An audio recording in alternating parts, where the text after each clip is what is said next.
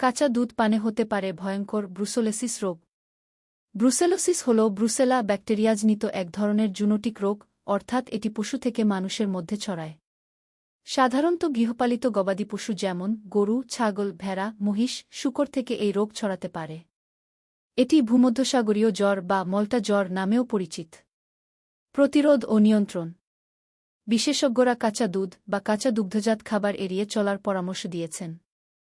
এ ব্যাপারে আইসিডিডিআরবির সহকারী বিজ্ঞানী ও জুনোটিক রোগ বিশেষজ্ঞ আইরিন সুলতানা শান্তা জানান, সরাসরি কাঁচা দুধ পান না করে বা কাঁচা দুধে বানানো খাবার না খেয়ে সেই দুধ যদি অন্তত ১-৫ মিনিট ফোটানো হয় তাহলে এই ব্যাকটেরিয়া মরে যায়। কাঁচা দুধ একবার ফুটিয়ে পরে ঠান্ডা অবস্থায় খেলেও কোনো ঝুঁকি নেই। আবার কারখানায় পাস্তুরিত দুধে এই ব্যাকটেরিয়া থাকে না। তবে অনেক প্যাকেটজাত দুধে পাস্তুরিত শব্দটি লেখা থাকলেও এটি নিরাপদ নাও হতে পারে। তাই যে দুধই হোক সেটি ফুটিয়ে খাওয়াই নিরাপদ বলছেন বিশেষজ্ঞরা।